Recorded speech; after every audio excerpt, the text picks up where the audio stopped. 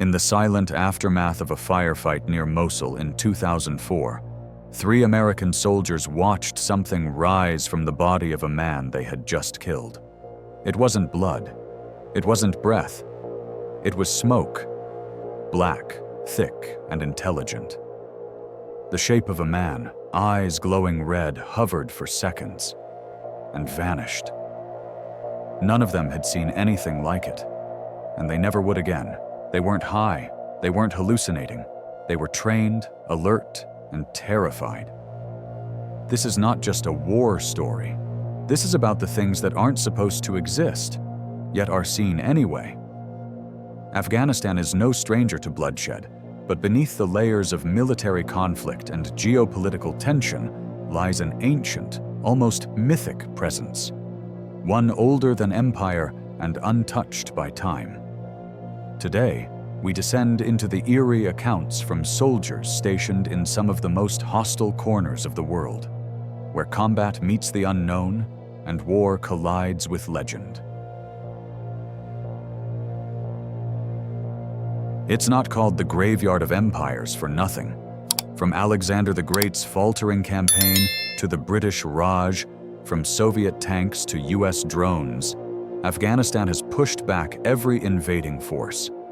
The land resists control, not just politically, but spiritually. But what if resistance isn't only human? Soldiers in modern war zones, especially those stationed at ancient forts or forgotten villages, often report encounters that go far beyond the battlefield. There are whispers that some locations aren't merely strategic, they're cursed. This is the backdrop against which many of these unexplained events unfold. An intersection of history, trauma, and an unseen war that has raged for centuries. In 2008, US Marines operating in Helmand Province established a post known as The Rock, atop ruins believed to date back over 1,000 years. From the start, strange things happened. Radios and flashlights drained without cause. Cleaned, functional rifles jammed without mechanical reason. Then came the whispers. Russian. Unintelligible. Sometimes breath on a neck when no one was there. Night vision goggles revealed nothing. Yet some soldiers swore they saw movement in the sand. Blue orbs gliding. Figures flickering just outside the camp perimeter. One Marine was found on the ground, unconscious, his chest bearing deep scratches. No enemy contact had been reported.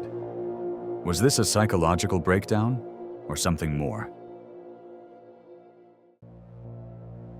Ghost stories aren't uncommon in military folklore, but the events near FOB Salerno crossed the line between haunting and horror.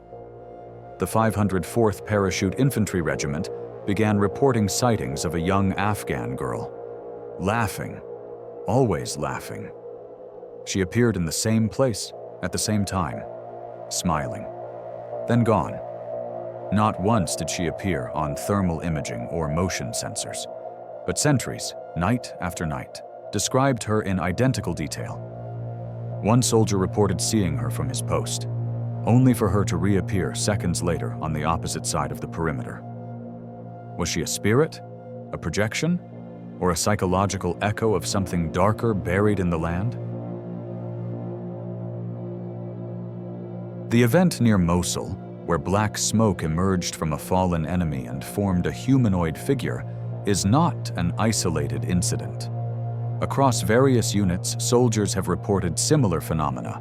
Shadows that move against the wind, shapes that vanish when approached, entities with red eyes that appear only in the corner of the eye. In Islamic tradition, these are the Djinn, creatures of smokeless fire, neither good nor evil, but unpredictable and ancient.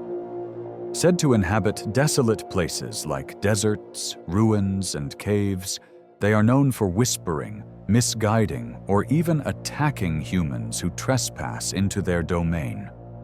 Could it be that soldiers unknowingly stumbled into lands the Djinn have claimed for centuries? A special forces team in the Central Highlands encountered something that defied biology, physics, and belief.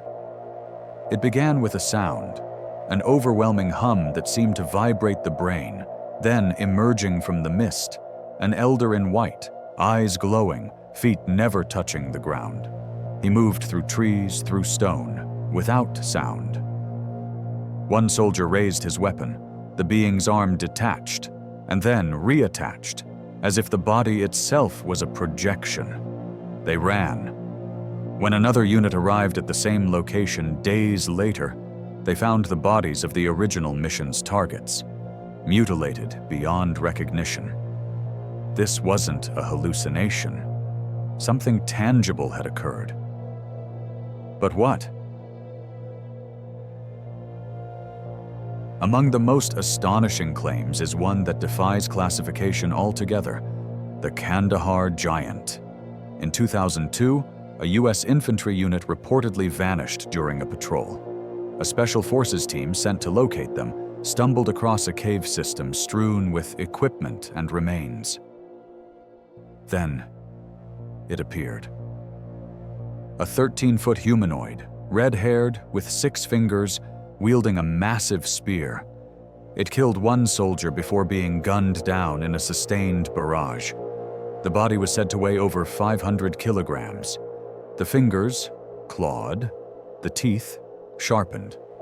The corpse was airlifted by military transport, and the case quietly buried. Some connect the creature to the Nephilim, described in ancient texts like Genesis as hybrid offspring of angels and humans, giants of great power. It sounds impossible, but is it more or less believable than a plane vanishing mid-air or a spirit rising from a corpse? Of course, skeptics point to more grounded explanations: extreme stress, sleep deprivation, shared delusion, group hallucination. These are known to occur in combat environments, especially under threat, fatigue, and isolation. But even trauma has limits. How do you explain equipment malfunctions across unrelated outposts, or consistent witness accounts of the same phenomenon separated by years and locations? And what of physical evidence, scratches, injuries, bodies? Are we witnessing the mind unraveling under pressure, or catching glimpses of a reality we were never meant to see? These stories don't exist in isolation. They align with older traditions, oral histories, local legends, and ancient mythologies. In Afghan folklore, mountain caves are often described as gates to other realms. The deserts are haunted by spirits, the ruins by ancestors displaced or angered. Even Russian soldiers during the Soviet invasion in the 1980s told of strange disappearances and encounters with inhuman things. Their accounts rarely reached the West, but they exist. Perhaps what we call supernatural is simply unacknowledged natural law, phenomena we've yet to name, map, or understand. Afghanistan may be a war zone in the political sense, but deeper still, it is a spiritual conflict zone. A thin place where the veil between this world and the next wears dangerously thin.